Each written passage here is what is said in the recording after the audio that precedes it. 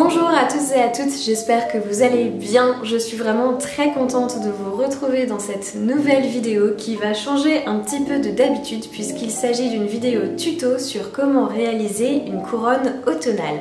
Alors je suis vraiment très excitée de vous présenter cette vidéo tout simplement parce que l'automne est ma saison préférée et que tous les ans je fais vraiment des efforts minimes pour décorer chez moi. J'achète des mini citrouilles que je pose sur les étagères et basta.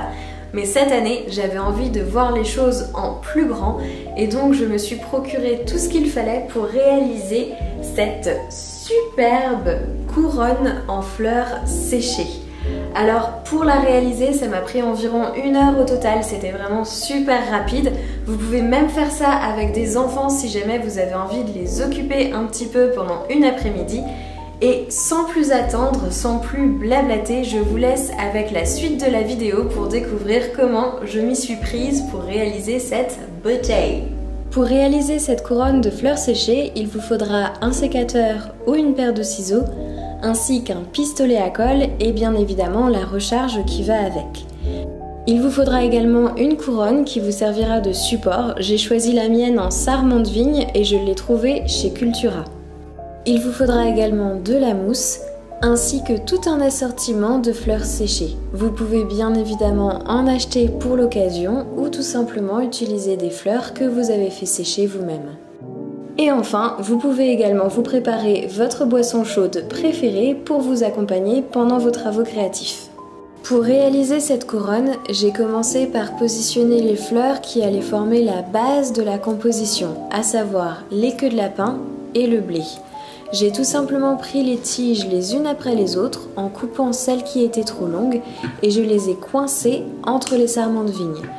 À ce stade, vous n'avez absolument pas besoin de faire en sorte que ce soit parfait. Au contraire, amusez-vous avec les longueurs et les positions. Comme rien n'est collé, vous pouvez tout modifier au fur et à mesure si jamais ça ne vous convient pas.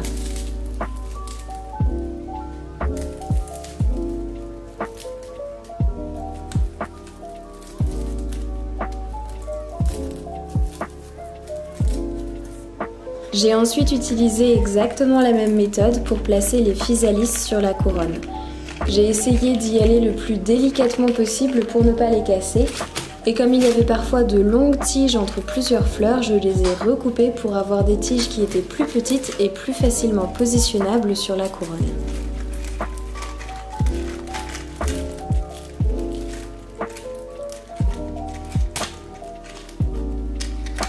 Une fois les physalis placées, j'ai décidé de m'occuper des fleurs blanches en les positionnant toutes les unes à côté des autres pour créer un effet visuel que je trouve assez intéressant.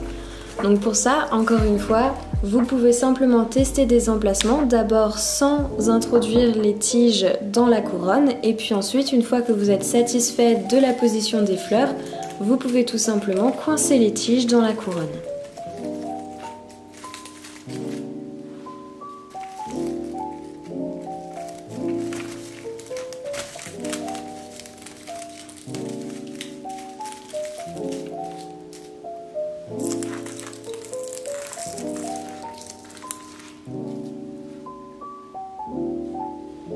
J'ai ensuite procédé exactement de la même manière pour les dernières fleurs oranges en coupant les tiges qui étaient trop longues et en les coinçant entre les sarments de vigne.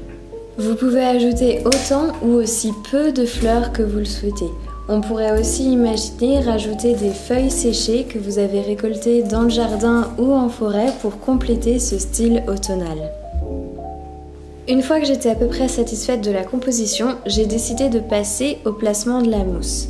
Alors pour ça, j'ai tout simplement déchiré des petits morceaux de mousse que j'ai posés tout d'abord sur la couronne pour vérifier que leur emplacement me convenait avant d'utiliser le pistolet à colle pour les coller sur la couronne. Ajouter de la mousse à la couronne de fleurs me permettait de varier les textures et de la rendre plus intéressante. Si jamais vous tentez de recréer un projet comme celui-ci, surtout n'hésitez pas à jouer avec les différentes matières pour donner à votre couronne de fleurs plus de caractère.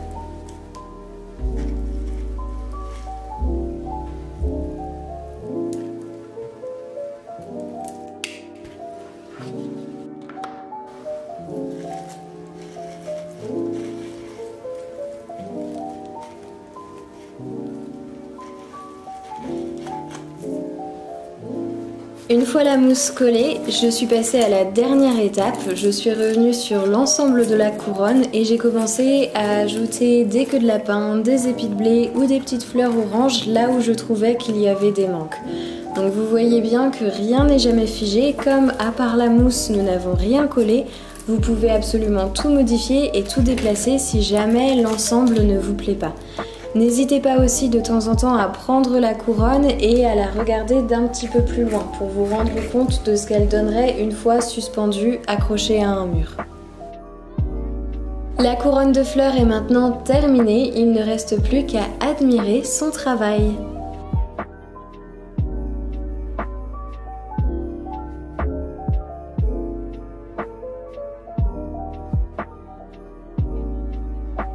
Cette vidéo tuto touche maintenant à sa fin.